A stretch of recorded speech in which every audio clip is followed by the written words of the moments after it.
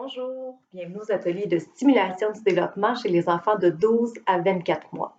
Alors, pour ceux que je n'ai pas la chance de connaître, je vais me présenter. Moi, je m'appelle Mélanie. Je suis éducatrice à la petite enfance à la Maison de la Famille. Alors, je vous avais demandé avant la première capsule de répondre au questionnaire mythe ou réalité sur le lien d'attachement. Alors, on va regarder ça ensemble. Alors, première question. Le lien d'attachement, c'est l'amour que mon enfant me porte. En fait, c'est un mythe. Ouais. Le lien d'attachement, c'est pas l'amour que notre enfant nous porte. C'est le lien de confiance qu'on va réussir à créer avec lui. Oui. Puis ce lien-là, en fait, la qualité de ce lien-là, c'est ce qui va permettre à l'enfant plus tard de développer un lien de confiance aussi avec les autres adultes qui vont prendre soin de lui. Donc, son éducatrice à la garderie, son enseignante, ses coachs, etc. Alors, à la deuxième question. Il faut certaines connaissances pour permettre à un enfant d'avoir un lien d'attachement sécure. Alors, ça aussi, c'est un mythe. Oui. En fait, la meilleure façon pour développer un lien d'attachement de qualité avec notre enfant, c'est de répondre à ses besoins. Ouais. Même quand il pleure beaucoup, il faut répondre quand même. Des fois, c'est un peu harassant, mais l'important, c'est de répondre à ses besoins de façon constante, de façon prévisible et de façon chaleureuse. Alors, tout ça, c'est très important. C'est ce qui va créer le lien. C'est ce qui fait que votre enfant va avoir confiance en vous. Alors, dernière question. Mon enfant peut tenter de me manipuler par les pleurs ou en faisant une crise. Ça, c'est quelque chose qu'on entend souvent. En tant que parent même, on se le fait dire, ah, il te manipule. Cède pas à ses manipulations, laisse-le pleurer. Bien, en fait, un enfant, quand ça peut juste s'exprimer avec des pleurs ou des cris, c'est parce que c'est encore incapable de manipuler. Pourquoi c'est incapable de nous manipuler? Parce que l'enfant à cet âge-là, il est incapable de se mettre à la place de l'autre. Il est surtout incapable de se dire, avec les capacités qu'il a, ah, je vais agir comme ça, je vais faire une crise. Comme ça, l'adulte va se sentir coupable, puis je vais obtenir ce que je veux. Il n'est pas capable de faire ça, là, c'est évident. C'est évident. Alors, ne pas oublier aussi que l'enfant qui s'exprime avec des pleurs et des cris, c'est parce qu'il n'a pas encore développé le langage pour exprimer tous ses besoins. Hein? Donc, entre 12 et 24 mois, ça va encore arriver souvent qu'il va s'exprimer de cette façon-là. Alors, j'espère qu'on a démystifié les faits de la réalité parce qu'on entend plein de choses sur le lien d'attachement. Je vous inviterai à aller maintenant à la prochaine page dans votre cahier où je vais vous expliquer la vraie définition, en fait, littéraire du lien d'attachement. Alors là, je vais la lire parce que malheureusement, je ne la connais pas par cœur. Alors, la littérature nous dit que l'attachement, c'est un lien d'affection intense qui se développe entre l'enfant et ses parents et qui lui permet de se sentir aimé, en confiance et en sécurité. C'est une belle définition. En fait, on nous dit aussi que le lien d'attachement, en fait, la qualité du lien d'attachement qu'on développe avec notre enfant va avoir un impact sur son futur. En fait, ça va impacter le développement de son cerveau. Donc, les connexions qui vont se faire dans son cerveau sont liées au lien d'attachement concret, au lien de confiance. Ça va aussi un petit peu jouer sur ses réactions face aux expériences de la vie, sa façon de réagir. Est-ce qu'il va être un enfant qui va craindre, qui n'aura pas confiance, qui va être méfiant? Ça peut tout jouer là-dessus. Et aussi, ça va jouer sur ses attentes et ses comportements dans ses relations futures. Alors, on voit que c'est quand même très important. Sur cette page-là, il y a aussi un adage qui dit que les racines viennent avant les ailes. En fait, ce qu'on nous dit, c'est l'enfant apprend par les réponses qu'il reçoit s'il peut compter ou ne pas compter sur son parent pour se sentir en confiance et explorer son environnement. Donc, un enfant qui a un bon lien d'attachement, c'est un enfant qui va explorer son environnement, ce qui est super important pour son développement, surtout jusqu'à 2-3 ans. Plus tard dans la vie, on l'a vu, il y a encore des impacts, là, mais Votre enfant, si vous voulez qu'il soit capable d'explorer son environnement, de faire des tentatives, d'essayer des nouvelles choses, c'est très, très important qu'il y ait un bon lien d'attachement avec vous. Alors maintenant, on va continuer dans le cahier. Vous avez un petit tableau. Un tableau qui s'intitule « Le développement et l'attachement est vécu de manière continue et progressive et voici les phases que l'enfant traverse. » Ouais. En fait, on va voir comment il se développe ce lien-là. Hein? Il y a des phases. Alors, entre 0 et 6 mois, on va parler de la phase du pré-attachement. Alors, c'est les tout débuts, c'est les petits liens qui vont se former avec vous puis votre poupon. Alors, ce qui est important, encore là, c'est de répondre à ses besoins, donc à ses pleurs et ses cris. Ces pleurs et ces cris peuvent exprimer différents besoins. La faim, la soif, l'inconfort, le besoin d'être rassuré. C'est important d'y répondre. Ça ne veut pas dire de toujours tout faire. Si vous avez vérifié qu'il n'était pas trempé, donc si la couche n'est pas souillée, s'il n'a pas faim, s'il n'a pas froid, s'il n'a pas soif, il est peut-être juste ennuyé aussi, peut-être qu'il s'ennuie, qu'il a besoin de contact, peut-être qu'il a juste besoin d'être contre vous. C'est important de répondre à ces besoins-là aussi.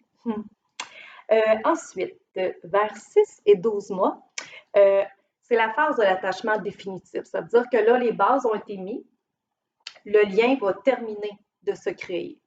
Là, tout ce qu'on peut faire à partir de là, c'est l'améliorer, mais là, il va terminer de se former. Alors, on va dire que le lien avec la figure d'attachement est formé.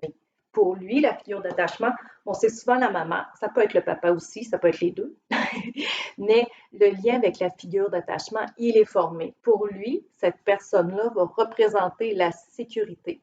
Donc, ça se peut très bien que si vous laissez votre enfant à son éducatrice à la garderie, ben ça se peut qu'il pleure. Parce que de ne pas voir sa figure d'attachement, d'en être séparé, pour lui, là, c'est beaucoup. Donc, il va pleurer parce qu'il va toujours rechercher le réconfort avec sa figure d'attachement. Entre 12 et 24 mois. Alors là, le lien, il est formé. Maintenant, on va parler du type de lien.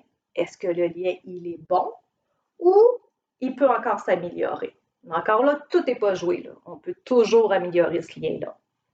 Alors, votre enfant, à cet âge-là, donc entre 12 et 24 mois, il va commencer à explorer, s'éloigner un petit peu de vous, mais il va souvent avoir besoin de garder un contact avec vous.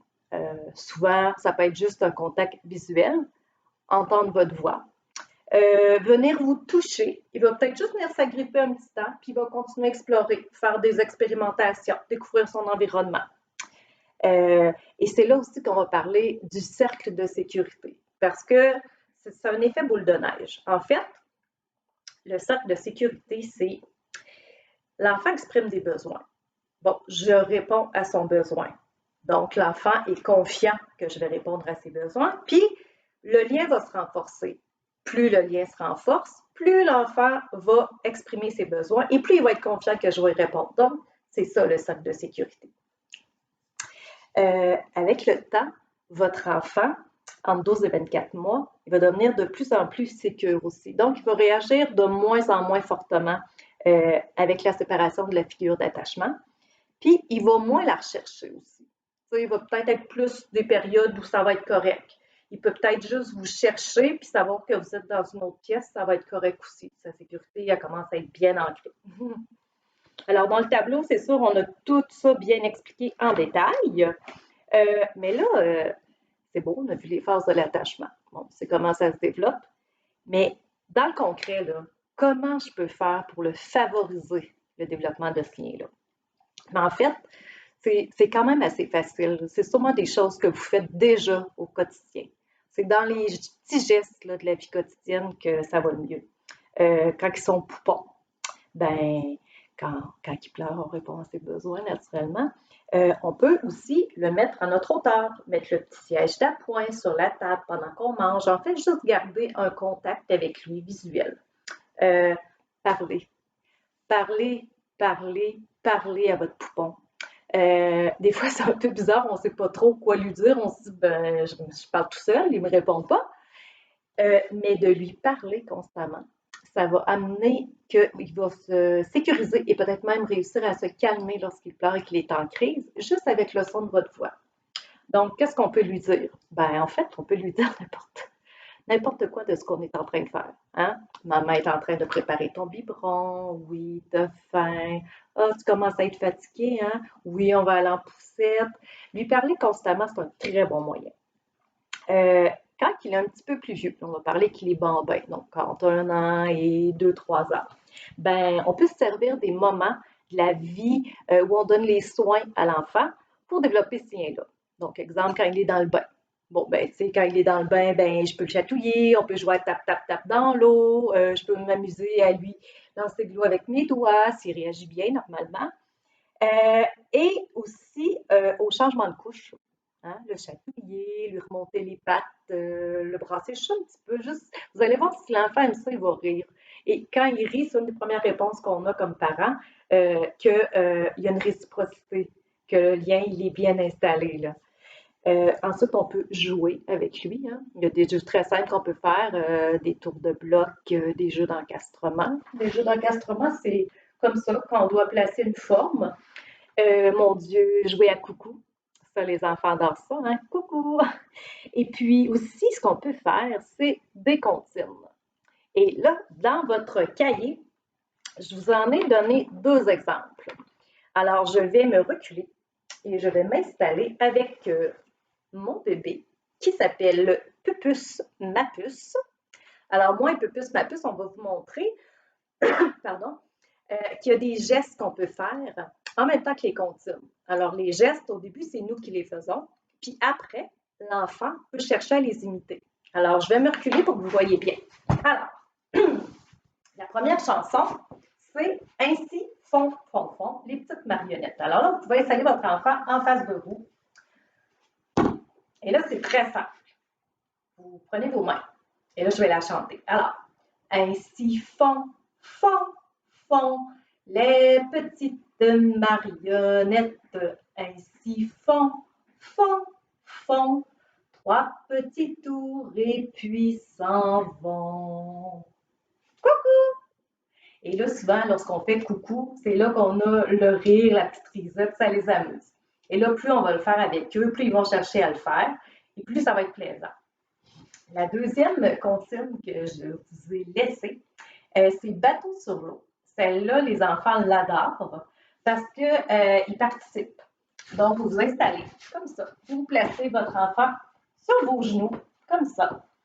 Et là, on part. Alors, bateau sur l'eau. La rivière, bateau sur l'eau.